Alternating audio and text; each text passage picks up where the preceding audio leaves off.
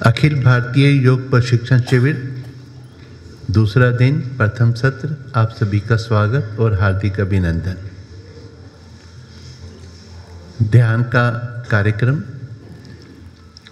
आदरणीय श्री देसराज जी मंत्रोच्चारण करेंगे सभी। ओम सहनावतु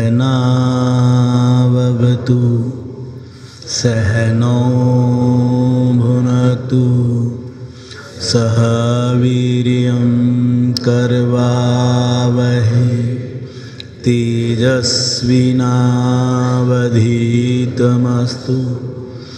मा विद्विषावहै।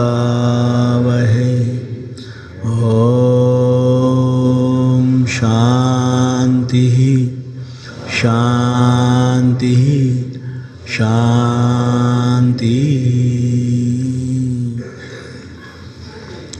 पूजनीय मातृशक्ति, आदरणीय बंधुओं, 3 दिवसीय अखिल भारतीय योग प्रशिक्षण शिविर के दूसरे दिन के प्रथम सत्र चित्त शुद्धि साधना में आप सबका हार्दिक अभिनंदन है। हम सब पर प्रभु की कृपा है ये, जिसके कारण हम सब इस पवित्र प्रांगण में सभी दिव्य आत्माएं देश के कोने कोने से आकर के समाज को दिशा देने हेतु प्रशिक्षण लेने के लिए हम एकत्रित हुए हैं। भिन्न भिन्न विषयों पर चर्चा करते हुए जो उसकी असली मंजिल है वो है परम पिता परमात्मा से आत्म साक्षात करना। वह धारणा, ध्यान और समाधि के बिना संभव नहीं है। और योग में, अष्टांग योग में ये आखिरी 3 सीढ़ी, 3 सोपान महर्षि पतंजलि ने दिए। ऐसा माना जाता है योग के साधक को ये दृढ़ विश्वास होना चाहिए कि मैं जो भी कार्य करता हूँ ये मेरी शक्ति कार्य नहीं करती, ये शक्ति मेरे पास मेरे प्रभु की शक्ति है। अतः हम जो भी कार्य करें हमें अपने मन में एक ही भाव लाना है, उस प्रभु को निमित्त बनाकर आपको कार्य करना है। आपको केवल वो निमित्त बना रहा है कि आप ये कार्य करो। कार्य करने से पहले हमें अपने भीतर एक भाव पैदा करना चाहिए, एक विचार मन में लाना चाहिए कि जो कुछ भी घटित हो रहा है इस समाज में चारों ओर मेरे, ये मेरे प्रभु का पराक्रम है, ये मेरे प्रभु की शक्ति है, जिससे कि मेरे भीतर भी उस प्रभु का कार्य करने की शक्ति मुझे मिल रही है। मेरे हृदय में जो शक्ति का स्पंदन हो रहा है वो मेरे प्रभु की शक्ति है।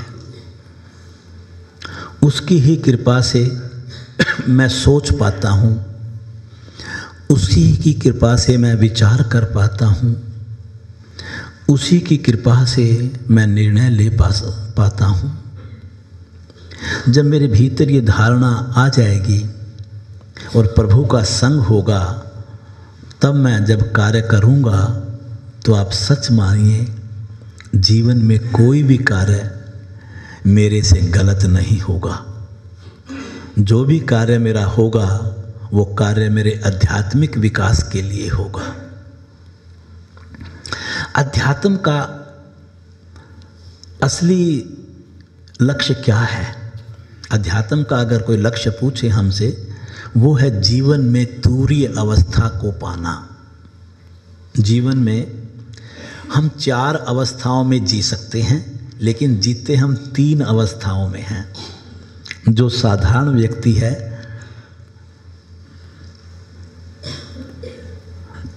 जो सामान्य व्यक्ति है, आम जन साधारण, हम और आप जैसे, वो 3 अवस्थाओं में जीते हैं। ये कौन सी 3 अवस्थाएं हैं? जागृत अवस्था, स्वप्न की अवस्था, सुषुप्त अवस्था। चौथी अवस्था में वो पहुंच ही नहीं पाते, अपना जीवन ही पूरा कर जाते हैं, अर्थात वो जीवन के लक्ष्य को कभी पा नहीं सकते। लेकिन एक योगी ही है जो जीवन की चौथी अवस्था में प्रवेश करता है, वो है तुरीय अवस्था। कौन सी अवस्था है बोलिए? तुरीय अवस्था। आज इन अवस्थाओं के बारे में 15 से 20 मिनट, कोई नोट नहीं करेगा इस वक्त, दिन में कीजिएगा।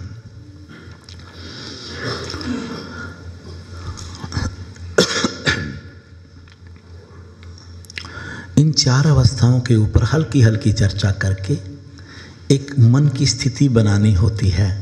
ध्यान में जाने के लिए इस मन को बाहर से भीतर लेकर के आना होता है, और सुबह का समय इस कार्य के लिए श्रेष्ठ समय माना जाता है।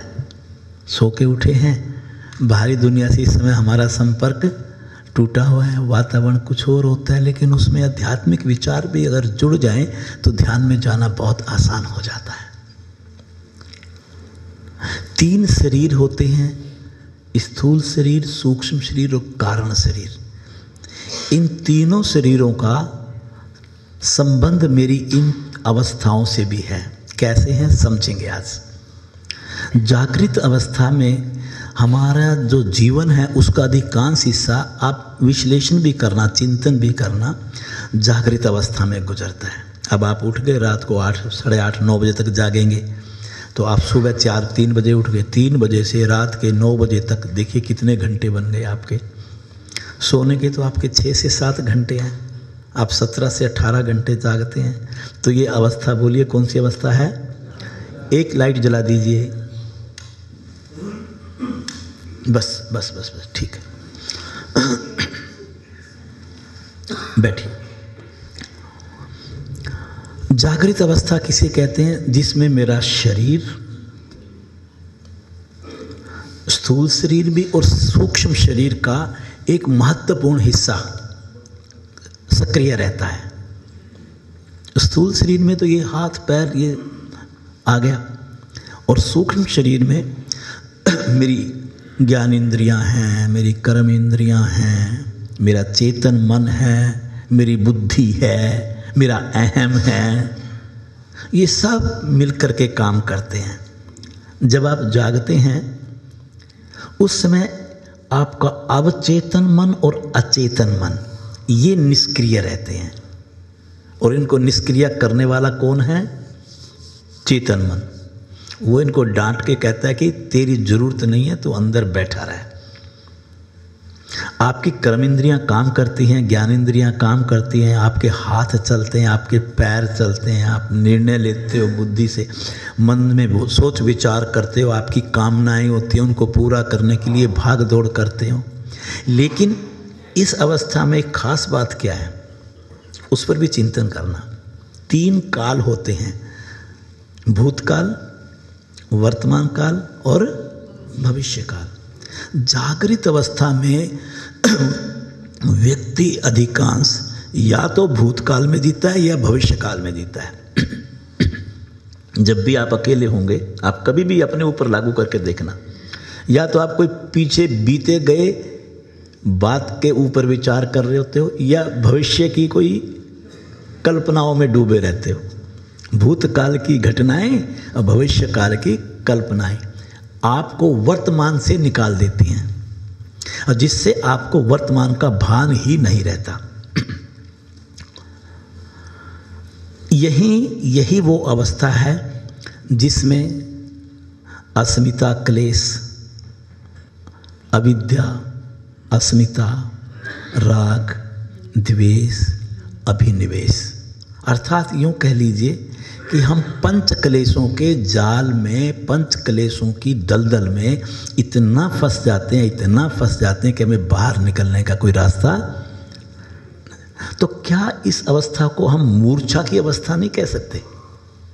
कल्पना कीजिए। तो इसका मतलब आम व्यक्ति कौन सी अवस्था में जी रहा है? बोलिए, मूर्छा की अवस्था। और यह मूर्छा की अवस्था ही मेरे अध्यात्म के मार्ग में बाधा है। मेरे अध्यात्म के मार्ग में बाधा है। फिर आप कहेंगे तो हम अध्यात्म को विकसित कब करें, यहां तो मूर्छित पड़े हैं।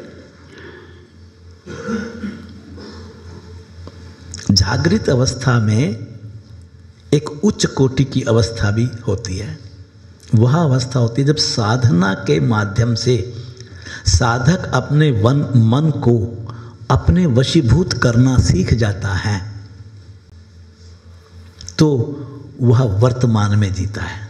वह बोलिए, और जब यह अवस्था साधक की बन जाती है तो ये जागृत अवस्था की श्रेष्ठ और उच्च अवस्था कहलाती है। कौन सी अवस्था कहलाती है? और ये योग के माध्यम से संभव है। अब देखिए, इस समय आप वर्तमान में हैं, आपको यहाँ पर घर की बीती हुई भूतकाल की बातें इस समय आपके मन में नहीं है। आप घर की भविष्यकाल की कोई योजना बनाने में व्यस्त नहीं है, तो आपका मन वर्तमान में है। ये आपकी जागृत अवस्था की उच्चतम श्रेष्ठ अवस्था कहलाएगी। दूसरी अवस्था होती है स्वपन की अवस्था। स्वपन की अवस्था में मेरा ये शरीर, जिसको स्थूल शरीर मैं कहता हूँ, ये निष्क्रिय हो जाता है। आप फिर ऊपर से कमरे से उठ के यहाँ नहीं आओगे, सो रहे हो तो आपको पता ही नहीं। आपकी ज्ञान इंद्रिय और कर्म इंद्रियाँ आंखें बंद हो जाती हैं। आपको आवाज़ भी लगाओ तो सुनाई नहीं देता, गंध भी आपको पता ही नहीं चलता। कोई आसपास में धूम्रपान कर रहा हो आपको पता ही नहीं चलेगा। जीवा बोलती नहीं है, जीवा स्वाद नहीं लेती, गुदा शांत हो जाती है। आपकी सारी ज्ञान इंद्रिय और सारी, कईयों को तो ऐसे मारते रहो तो भी उठ के नहीं देते, वो स्पर्श का ज्ञान नहीं रहता उसको। यहां पर चेतन मन भी आपका शांत हो जाता है। बुद्धि आपकी निर्णय लेने लायक नहीं रहती। तो यहां कौन बसता है? यहां तीन महत्वपूर्ण चीजें, चेतन अवचेतन मन। चेतन अवचेतन मन ये सक्रिय हो जाते हैं।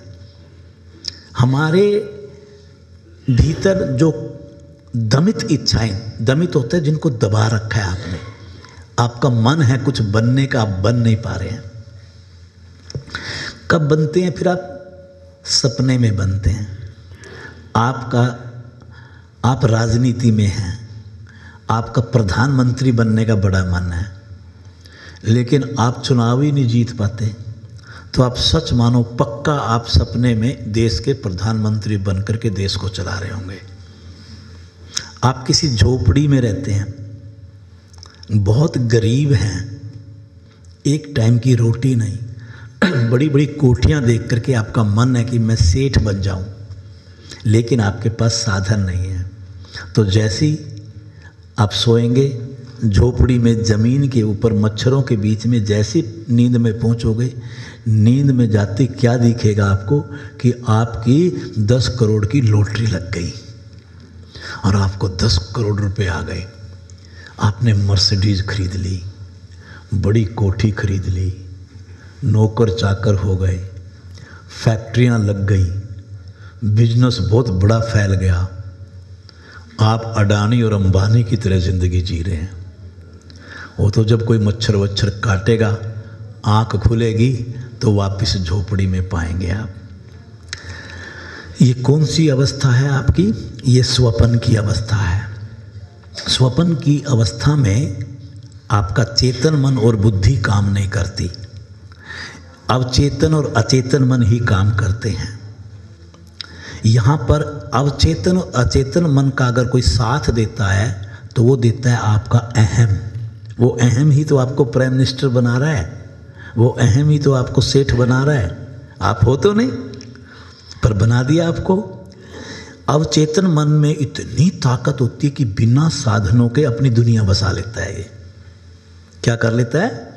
बिना साधनों के अपनी दुनिया में। मैं कई बार उदाहरण दिया करता हूँ, जेब में आपके पैसे नहीं हो तो आप हवाई जहाज़ में नहीं बैठ सकते। बैठ सकते हो क्या? पर अवचेतन मन बिठा देता है। सपने में टिकट खरीदा, आप असली के एरोप्लेन में बैठते हो उस टाइम, जितनी देर आप सपने में होते हो तो क्या आपको वो सब चीज़ें झूठी नज़र आती हैं? तो आप जो है ना उस पर बैठते हो, वो टेक ऑफ करता है, ऊपर उड़ता है, आप सेल्फी ले रहे हो, लैंड करते हो, आप सारा काम होता है वहाँ पर, नहीं होता क्या? तो ये सारा जो है ये आपकी अपूर्ण और दमित इच्छाओं को आपका अवचेतन मन पूरी करवाता है। इतनी ताकत है इसके अंदर। बिना पैसों के टिकट दिलाना, बिना पैसों के एरोप्लेन में बिठाना, विदेश की यात्रा करवा देना, प्राइम मिनिस्टर बना देना, अडानी और अंबानी बन जाना, ये सब किसके अंदर ताकत है? अवचेतन मन के अंदर। यहाँ पर लेकिन जो घटित होता है ना आपके वश में नहीं होता, कुछ भी होने लग जाता है। कोई आपके पीछे लग गया, आपने उड़ना शुरू कर दिया और आप उड़ के भाग गए। उड़ सकते हो क्या? सपने में उड़ लोगे। आपकी जितनी घटनाएं होती हैं वो बेढंगी होती हैं। क्या होती हैं? बोलो। वो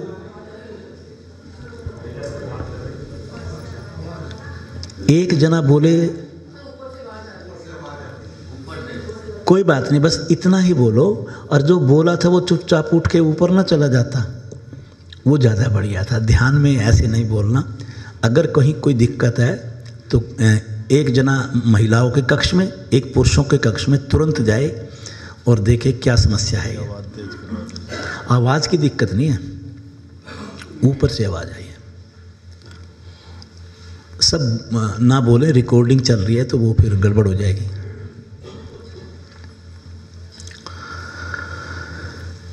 पर एक स्वप्न की अवस्था की खासियत है, कई बार स्वप्न की घटना, आप समझना प्लीज, स्वप्न की घटना जागृत अवस्था से ज़्यादा सच्ची होती है। आपका जो असली रूप होता है वो स्वप्न की अवस्था में तो सामने आ जाता है और जागृत अवस्था में आपका सामने नहीं आता। जो लोग नकली जीवन जीते हैं, कुछ उदाहरण देना चाहूँगा आपको। जैसे व्याभिचारी द्वारा ब्रह्मचारी का मुखौटा पहनना, स्वार्थी के द्वारा परमार्थी का मुखौटा पहनना,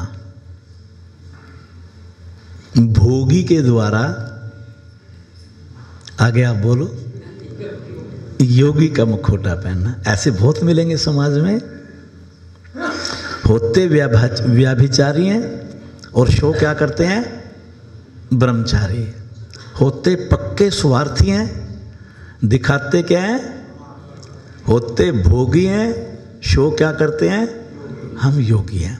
और वो समाज में अपनी सच्चाई को छुपाए हुए घूमते हैं, इसलिए कि समाज में अगर किसी को पता चल गया तो उनकी प्रतिष्ठा गिर जाएगी। ये बात सच है ना? और ऐसे व्यक्ति सपने में अपने असली रूप में आ जाता है। तो ये इसके खास आपको, मतलब इसको बोलते हैं असली व्यक्तित्व। तो असली व्यक्तित्व कई बार जागृत अवस्था में आगे नहीं आता, स्वप्न की अवस्था में आ जाता है।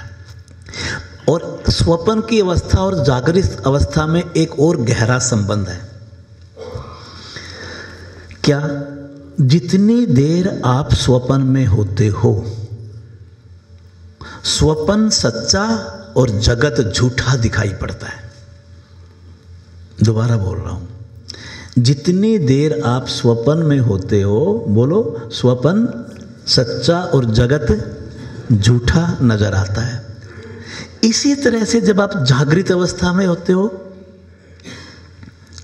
तो ये जगत सच्चा और परमात्मा मिथ्या नजर आता है।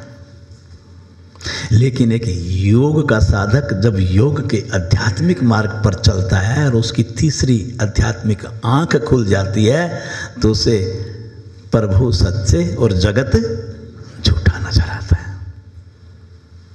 उसको ये अध्यात्म में उसमें बड़ा जबरदस्त अंतर है, बहुत अंतर है।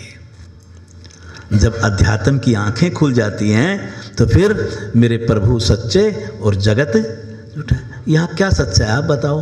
आज आप जागे हुए हो, कल को आपकी आंख बंद हो जाए तो क्या रह जाएगा? आपके लिए कौन सी दुनिया है ये? कहाँ है माता पिता, भाई बंधु, बच्चे, मकान, कोठी, पैसा, गाड़ी, कार, मोबाइल? सब यहीं रह जाएंगे, एक सेकंड में रह जाते हैं। तीसरी अवस्था है सुषुप्त अवस्था। बोलिए कौन सी अवस्था? सुषुप्त अवस्था। इसमें पूर्ण अभाव की अवस्था है ये। इसमें अवचेतन और अचेतन मन भी निष्क्रिय हो जाते हैं। यह अवस्था प्रगाढ़ नींद की अवस्था कहलाती है। कौन सी कहलाती है? प्रगाढ़ नींद की अवस्था कहलाती है। यहाँ स्वप्न आने बंद हो जाते हैं। चेतन मन, अवचेतन मन, अचेतन मन, तीनों मनों की अवस्थाओं के सभी कार्यकलाप बंद हो जाते हैं। अर्थात यूँ कहिए कि ये तीनों शांत हो जाते हैं, विचार शून्य हो जाते हैं आप, और प्रगाढ़ नींद में आप एक ऐसी अवस्था में पहुंच जाते हैं वहाँ सिर्फ तीन चीज़ें शेष बचती हैं। अहम, यहाँ पर भी है, अहम और अविद्या आपका साथ नहीं छोड़ती। अहम, अविद्या और आत्मा। प्रगाढ़ नींद में आप आत्मा के पास होते हैं, लेकिन साक्षात नहीं होते। क्यों नहीं होते? क्योंकि अहम और अविद्या है वहाँ। जब तक अहम और अविद्या होगी तब तक आपका आत्मा से साक्षात संभव है ही नहीं। इस अवस्था में केंद्र के पास पहुंच जाते हो, इसलिए आपको सुख और शांति का आभास होने लगता है। इसका एक प्रमाण है।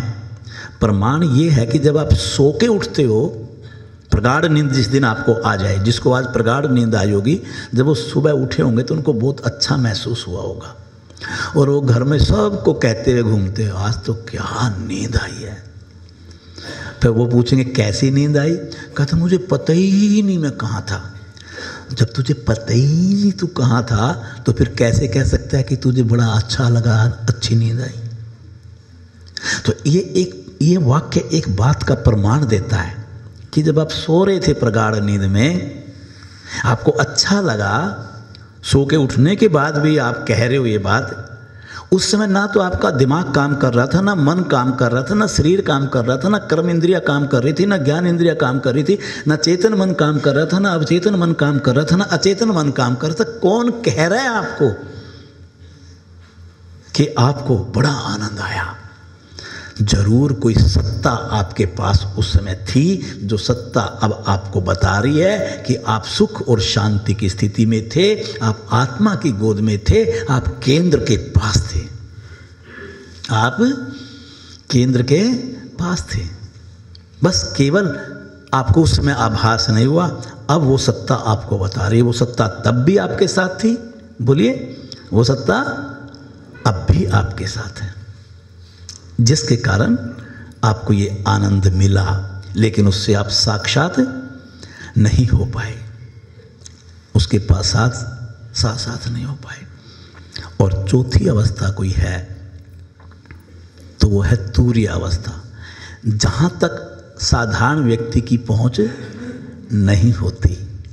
तुरीय अवस्था में विरला ही पहुँचा करते हैं। वो पहुँचा करते हैं जिनके अंदर तड़प हो अपने प्रभु से मिलने की। जब एक बात याद रखना, तुरीय अवस्था में और सुषुप्त अवस्था में एक बहुत बड़ा अंतर है।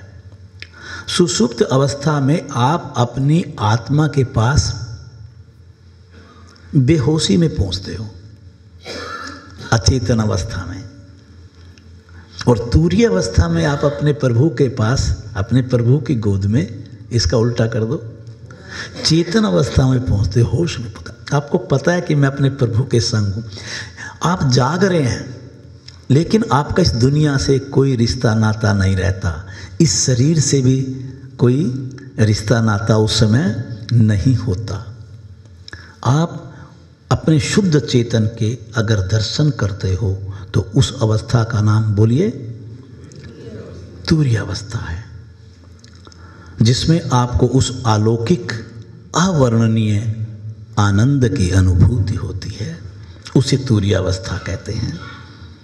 तुरीय अवस्था में आप पूर्ण चैतन्य के पास सजग अवस्था में पहुंचते हैं। ये वह अवस्था है जिसमें आपके भीतर जो अहम और अविद्या का वास था उसका भी नाश हो चुका होता है। जैसे उसका नाश होता है, आपका विलय आपके शुद्ध चेतन में अपने परम पिता परमात्मा में हो जाते हैं।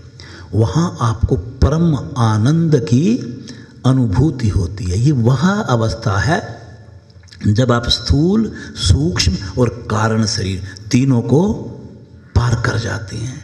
यह वह अवस्था है जहाँ आप अपने पंच कोशों को, अभी अगले महीने आप दूसरा रविवार जो होगा 8 दिसंबर को एक विशेष कार्यक्रम होगा, हमारा वार्षिक ध्यान उत्सव दिल्ली में, जो बाहर के सभी साधक जुड़े वो YouTube से ज़रूर जुड़िएगा। उस दिन इन पंचकोशों की साधना के ऊपर विशेष चर्चा की जाएगी। पंचकोशीय साधना कैसे करते हैं। साधक तुरीय अवस्था में तब तक नहीं पहुंच सकता जब तक इन पंचकोशों को पार ना कर जाए। तो पंचकोशों की साधना योग के साधक के लिए कितनी, क्योंकि जब पंचकोशों को पार कर जाएंगे, तीनों शरीरों को पार कर जाएंगे आप, तो उस समय आपका चित्त अपने स्वभाव में अवस्थित हो जाएगा। उसी के लिए महर्षि पतंजलि ने समाधि पाद के तीसरे सूत्र में कहा है, तदा दृष्टु स्वरूपे अवस्थानम, तदा दृष्टु स्वरूपे अवस्थानम। तदा तो वो उसके लिए, चित्त के लिए कह रहे हैं, तब चित्त अपने स्वरूप में अवस्थित हो जाता है।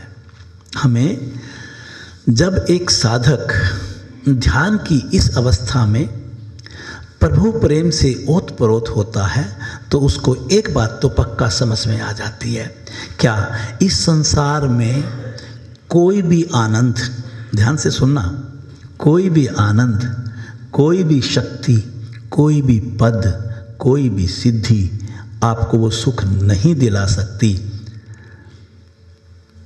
जो सुख आप ध्यान की अवस्था में लेते हो। जो सुख, बोलिए, ध्यान की अवस्था में मिलता है। याद रखना चाहिए हमारे को, क्या जीवन के वो क्षण सबसे अधिक सार्थक होते हैं जो क्षण आप साधना और सत्संग में गुजारते हैं। आप इस समय कहाँ बैठे हैं? सत्संग में बैठे हैं। आप क्या कर रहे हैं? साधना कर रहे हैं। दोबारा बोलूँगा ये वाक्य, जीवन के वो क्षण सार्थक क्षण कहलाते हैं जब आप साधना और सत्संग में होते हैं। क्यों? जब एक साधक सत्संग में होता है, साधना कर रहा होता है, उस समय उसके भीतर अपने प्रभु की कृपा को धारण करने की शक्ति मिलती है। उसे अपने प्रभु की कृपा को धारण करने की शक्ति मिलती है। वो स्वयं को श्रेष्ठ से श्रेष्ठतर और श्रेष्ठतर से श्रेष्ठतम अगर बना सकता है तो केवल साधना और सत्संग से बना सकता है। केवल, बोलिए, साधना और सत्संग। क्योंकि जब हम साधना और सत्संग में बैठे होते हैं उस समय हमारा हृदय पवित्र होता है, हमारे मन में कोई बेईमानी का विचार नहीं आता। यही एक ऐसा समय होता है जिसमें साधक का जो हृदय है वो पवित्र होता है। हृदय को एक बर्तन के रूप में ले लो। किसके रूप में? कटोरे के रूप में। किसके रूप में? कटोरे के रूप में। ये हृदय बिल्कुल साफ होता है और ऐसे सीधा पकड़ा हुआ होता है और ऊपर से प्रभु की कृपा बरस रही है। जब साधक का हृदय रूपी पात्र शुद्ध होता है, पवित्र होता है, सीधा होता है, तो मेरे प्रभु का कृपा रूपी जल इसके अंदर बरसता है और ये हृदय आपका प्रभु कृपा से लबालब भर जाता है। और साधक जब इसमें डुबकियां लगाता है तो आनंद ही आनंद, पूर्ण आनंद की अनुभूति करता है, पूर्ण आनंद की अनुभूति करता है। लेकिन प्रमाद के कारण, आलस्य के कारण, तमस के कारण, बहिरंग होने के कारण जिनका हृदय रूपी पात्र उल्ट जाता है, उल्टा रहता है, अपवित्र होता है, मलिन होता है, तो ऐसे पात्र में प्रभु की कृपा नहीं बरसती। अब प्रश्न ये उठेगा कि अगर पात्र मलिन है, अगर पात्र मलिन है या उल्टा है तो उसको सीधा कैसे करें, मलिन है तो साफ कैसे करें। आप सच मानिए, मेरे हृदय रूपी पात्र को अगर साधक शुद्ध, पवित्र और सीधा कर सकता है तो उसका सबसे श्रेष्ठ और सुंदर मार्ग कोई है तो वो है निष्काम सेवा। क्या है? निष्काम सेवा। क्योंकि निष्काम सेवा हमारी आध्यात्मिक उन्नति का आधार है। निष्काम सेवा से मन शांत होता है, निष्काम सेवा से मन एकाग्र होता है, निष्काम सेवा से मेरा अंतःकरण पवित्र होता है, निष्काम सेवा से ध्यान में जाना बहुत सहज हो जाता है। अतः जिसको अपने हृदय रूपी पात्र को शुद्ध और निर्मल करना है, जिसको हृदय रूपी पात्र को मेरे प्रभु की कृपा रूपी जल से लबालब करना है, तो उसे निष्काम सेवा करते हुए इस पात्र को शुद्ध और निर्मल कर लेना चाहिए। मैं एक सुना सुनाया दृष्टांत आपके सामने रखूंगा, क्योंकि कई बार ये भाव ऐसे होते हैं, जितनी बार सुनो उतनी बार कम, जितनी बार सुनो उतनी बार कम। अपने भीतर जाना है तो मुझे इस मार्ग पर चलना होगा, सेवा के मार्ग पर चलना होगा। एक महर्षि रमण हुए हैं, रमण, महर्षि रमण ध्यान बैठते थे, अपने शिष्यों को अध्यात्म का ज्ञान दिया करते थे। तो दो शिष्य उनके वो बड़े इच्छुक थे ध्यान में जाने के, लेकिन वो बाहरी साधना करते थे, अंदर की साधना नहीं करते थे, जिससे कि वो ध्यान में जा नहीं पाते थे। तो एक दिन दोनों आए आश्रम में और गुरुजी साधना में थे, साधना से उठे, चरण स्पर्श किए, पूछा वत्स बोलो कैसे आए? कि गुरुजी हम हर रोज़ ये सुनते हैं कि आपका ध्यान बड़ा अच्छा लगता है, आपका ध्यान बहुत अच्छा लगता है, आप हमें भी प्रभु के दर्शन कराओ। कहता शर्त है। कहता क्या? मेरे साथ चलोगे, कुछ बोलोगे नहीं, जब मैं कुछ पूछूंगा आप उसका जवाब दे देना, बस आज आपको प्रभु के दर्शन करवाएंगे। बड़े खुश हुए कि आज ही प्रभु के दर्शन हो जाएंगे, पहले दिन ही। और गुरुजी उनको अपने साथ ले गए। साथ ले गए, क्या देखा? एक टूटी हुई झोपड़ी। क्या? टूटी झोपड़ी। झोपड़ी पे टूटे हुए किवाड़ सामने दो लगे हुए। महर्षि रमन ने किवाड़ दोनों हटाए, अंदर गए तो क्या देखा कि एक वृद्ध व्यक्ति कुष्ठ रोग से पीड़ित पड़ा हुआ सो रहा है। जाते ही उनको बोल दिया दोनों शिष्यों को कि आप बाहर दरवाजे पे बैठ जाओ, अंदर नहीं आओगे। उन्होंने सबसे पहले झोपड़ी में झाड़ू लगाई, कोने पर एक मटकी रखी थी, उसको धोया और जल का भर दिया, थोड़ा सा सुव्यवस्थित किया झोपड़ी को। पश्चात उस वृद्ध व्यक्ति के कान में मंत्रोच्चारण किया। जैसे मंत्रोच्चारण की आवाज़ वृद्ध व्यक्ति को सुनाई दी, उसके चेहरे पर हल्की सी मुस्कान आई। सहारा दिया, वृद्ध व्यक्ति को उठाया, कुष्ठ रोग से पीड़ित था, उसको नहलाया, उसके कपड़े बदले, धुले हुए कपड़े पहनाए और फिर कहा कि आओ हम दोनों बैठ कर के ध्यान करते हैं। वृद्ध व्यक्ति को कहा महर्षि रमन ने। दोनों ने ध्यान करने लगे और वो दोनों टकटकी नज़र से बाहर बैठे हुए देख रहे कि बस अब किसी भी वक्त प्रभु प्रकट हो सकते हैं और हमें दर्शन होंगे, क्योंकि संत ने बोल रखा था। तो कुछ देर किया करने के बाद ध्यान से वापस आए। महर्षि रमन ने पूछा प्रभु आपका ध्यान लगा? वृद्ध व्यक्ति से कहा। वृद्ध व्यक्ति ने कहा, हाँ गुरुजी मेरा ध्यान लगा। कहता, आप प्रभु के दर्शन हुए? कहता, हाँ हुए। कहता, प्रभु कैसे थे? प्रभु कैसे थे? भावुक हो गए वृद्ध व्यक्ति और भावुक होकर के बोले कि गुरुजी मेरे प्रभु आप जैसे थे, मेरे प्रभु आप जैसे थे। तो वृद्ध व्यक्ति ने पूछा कि मैं भी पूछ लूं गुरुजी से भी, उनको भी दर्शन हुए कि नहीं हुए? तो वृद्ध व्यक्ति ने पूछा, गुरुजी आपको प्रभु के दर्शन हुए? कहता, हाँ मुझे भी प्रभु के दर्शन हुए। कहता, आपके प्रभु कैसे थे? ये कहते महर्षि रमन के आंखों में आंसू टपके, बोले कि मेरे प्रभु आप जैसे थे, मेरे प्रभु आप जैसे थे।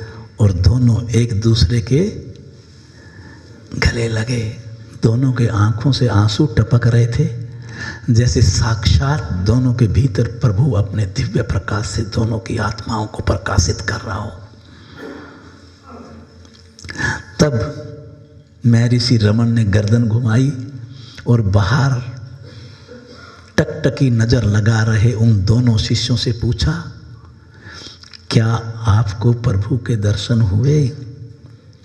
तो दोनों बोले, हाँ गुरुजी हुए। कहता, आपके प्रभु कैसे थे? तो कहा कि हमारे प्रभु गुरुजी आप दोनों जैसे थे, आप दोनों जैसे थे। आज हमारी आंखें खुल गई, आज हमें पता चल गया कि प्रभु तक जाने का मार्ग अगर कोई है तो निष्काम सेवा की सीढ़ी है। क्या है? निष्काम सेवा की सीढ़ी है। जो निष्काम सेवा की सीढ़ी पर चढ़ना सीख जाते हैं उनको प्रभु के दर्शन करने में कोई तकलीफ नहीं होती, सहज हो जाता है। तो जब साधक इस भाव से अपने जीवन में अपने आध्यात्मिक मार्ग को प्रशस्त करता है तो इसमें कोई शंका नहीं रहती कि उसको अपने प्रभु मिलन में कोई कठिनाई होती है। प्रभु तो उस सत्ता और शक्ति का नाम है जो अपने बच्चों से मिलने के लिए हर वक्त तड़पते हैं। अपने भक्त से हर वक्त केवल भक्त के अंदर शक्ति होनी चाहिए कि वो अपनी शुद्धता और पवित्रता का प्रतीक बने और उस भाव से वो अपने प्रभु के सामने साक्षात होने की इच्छा जाहिर करे। प्रभु तो समय से पूर्व स्पंदन के रूप में, प्रकाश के रूप में आपके भीतर साक्षात अपनी अनुभूति करवा देंगे। आइए इस भाव से हम कुछ देर अपने प्रभु का ध्यान करेंगे। एक बार खड़े हो जाएं। कोई किसी की तरफ देखेगा नहीं, बिल्कुल भी कोई किसी की तरफ नहीं देखेगा।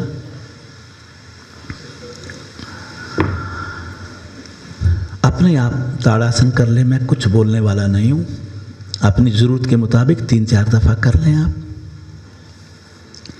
बहुत सुंदर।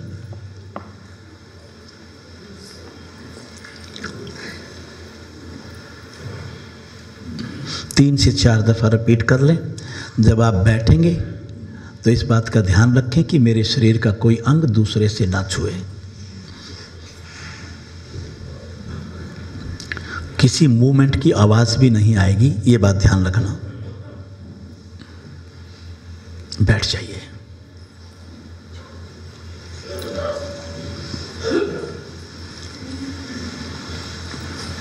आंखें बंद कीजिए। जिस आसन में आप 20 से 25 मिनट तक बिना हिले बैठ सकते हैं उसमें बैठना है आपको। बार बार हिलना नहीं है, इसलिए आसन का नाम नहीं लिया जा रहा है। दोनों हाथों को ब्रह्मांजलि मुद्रा में रख दें।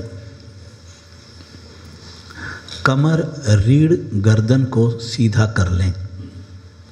अकड़ाना नहीं है शरीर को। बाएं हाथ की हथेली पर दाएं हाथ की हथेली दोनों जंघाओं के मध्य रख देना ब्रह्मांजलि मुद्रा कहलाती है। आंखें कोमलता से बंद कर लें।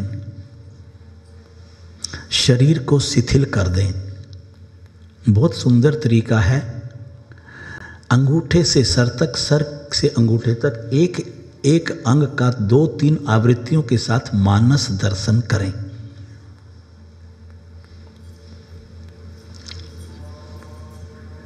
मन को शांत कर लें। धीरे धीरे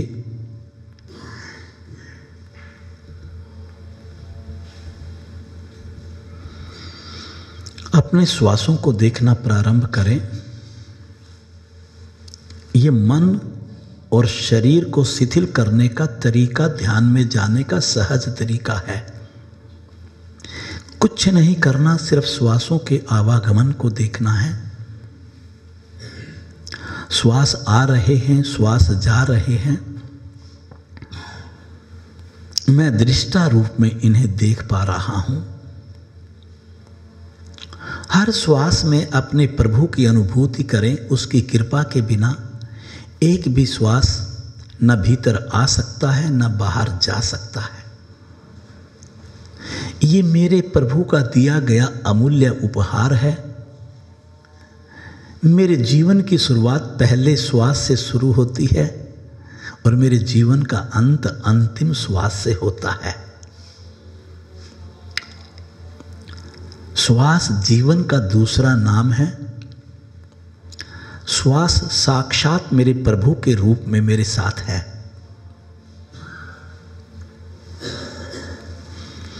श्वासों के दर्शन करना अपने प्रभु के दर्शन करने के समान ही है।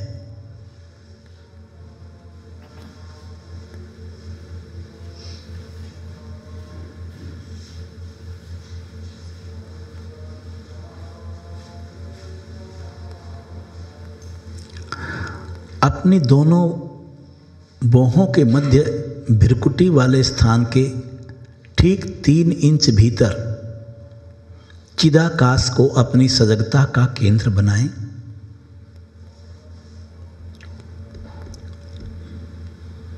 और वहां पर एक दिव्य प्रकाश को अनुभव करें।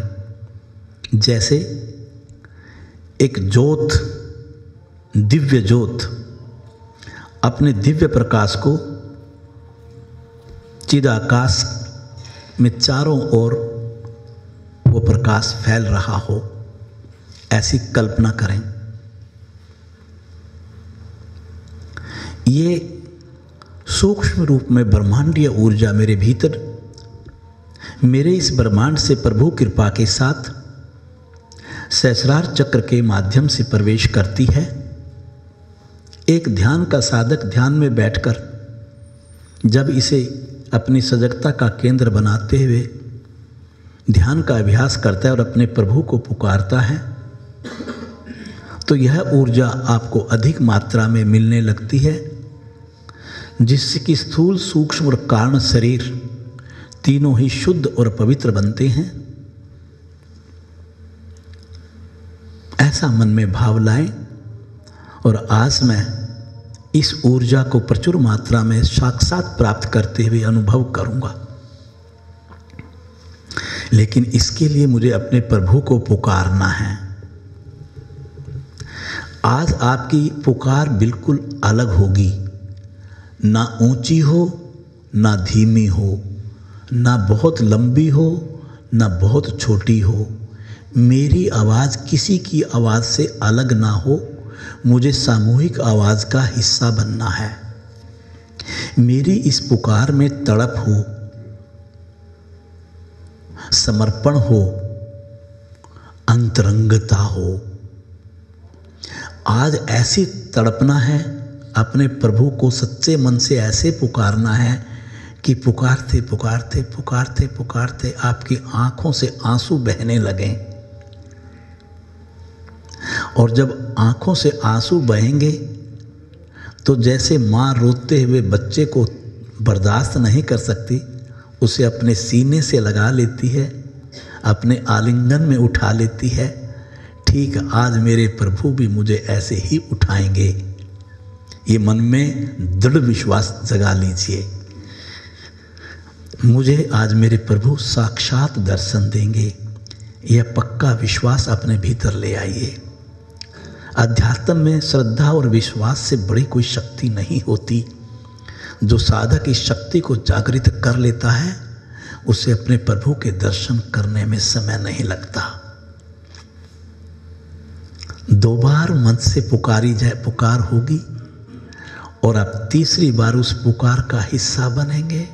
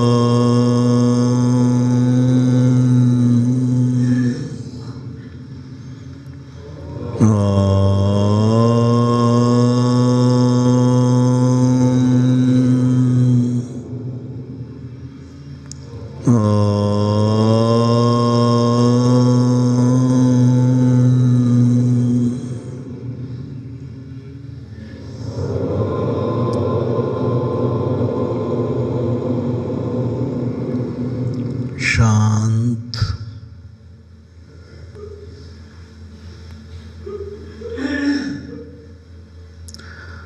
मैं ही मन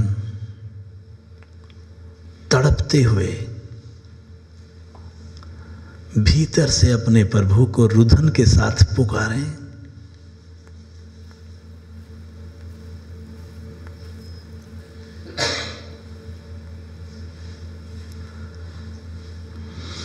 जैसे रोता हुआ बच्चा अपनी मां को पुकारता है, हम अपने प्रभु को पुकारेंगे। पुकारिए अपने भीतर से।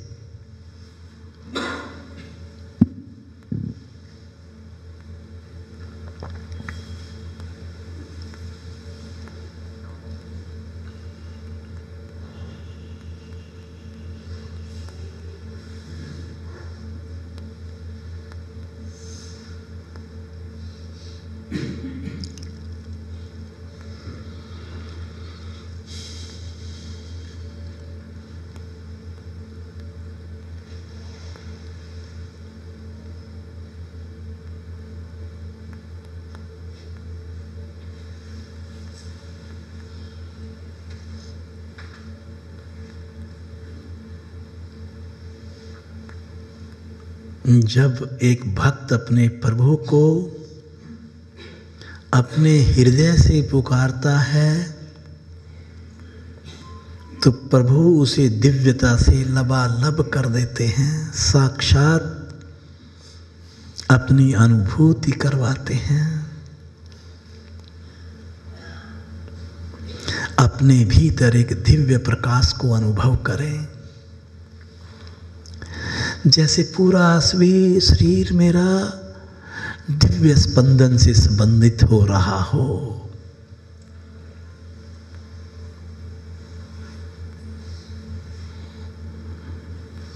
अनुभव करें कि मैं साक्षात अपने प्रभु के साथ हूं। अनुभव करें प्रभु मेरे साथ हैं। कैसा दृश्य है ये। ब्रह्म मुहूर्त में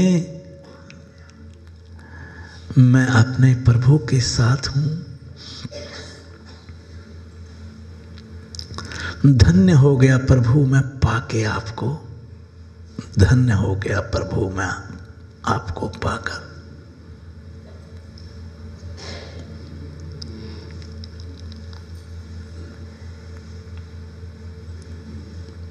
कैसे भूले हैं मेरे प्रभु। मैंने पुकारा प्रभु चले आए। मैं धन्य हो गया प्रभु तुझे पाके। मैं धन्य हो गया। मैं कितना पगला था प्रभु। मैं तुझे बाहर ढूंढता घूम रहा था। तुम तो मेरे संग हो, मेरे साथ हो, मेरे भीतर हो, मेरे रोम रोम में हो, मेरे हर श्वास में हो।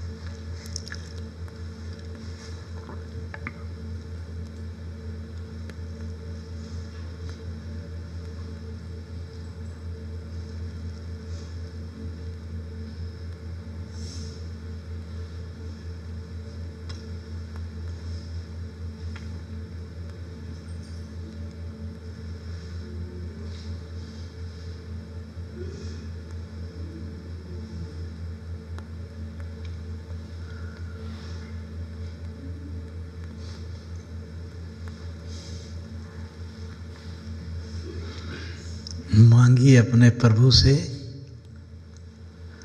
क्या है मांगने को आपके पास? धन दौलत चाहिए, शोहरत और पद चाहिए, या सबका भला चाहिए? प्रभु की कृपा चाहिए, प्रभु का आशीर्वाद चाहिए, प्रभु का सानिध्य चाहिए। मांगिए अपने प्रभु से। मेरे प्रभु बहुत दयालु हैं। भक्त जो भी मांगता है प्रभु उसकी झोली भर देते हैं। मांग लीजिए अपने प्रभु से। आज क्या मांगेंगे आप? प्रभु मुझे ऐसा बना दो कि मेरा शेष जीवन तेरे कार्यों में लग जाए, तेरी सेवा में लग जाए। प्रभु बस तेरी कृपा, तेरा आशीर्वाद मिलता रहे मुझे, और कुछ नहीं चाहिए। मुझे कुछ नहीं चाहिए, मुझे कुछ नहीं चाहिए।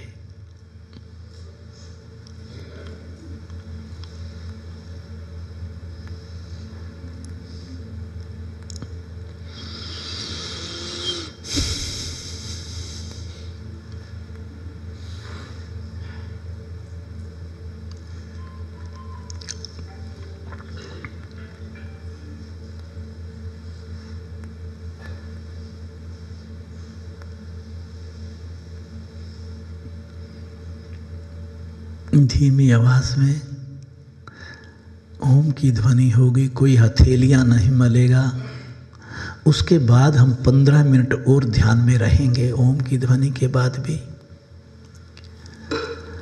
श्वास भर ले।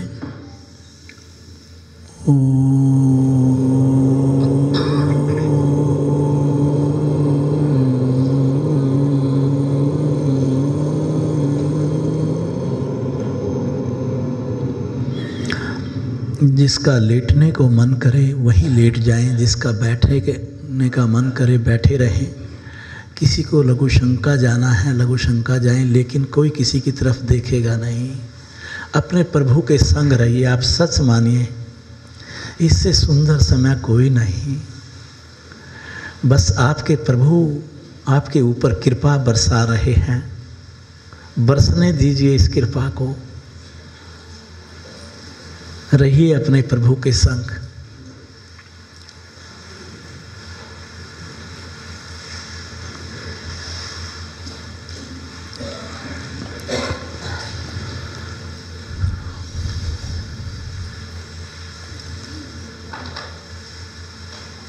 धन्य हो गया प्रभु मैं तुझे पाकर।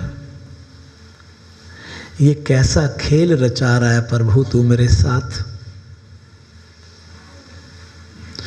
ये कैसा खेल रचा रहा है प्रभु तू मेरे साथ।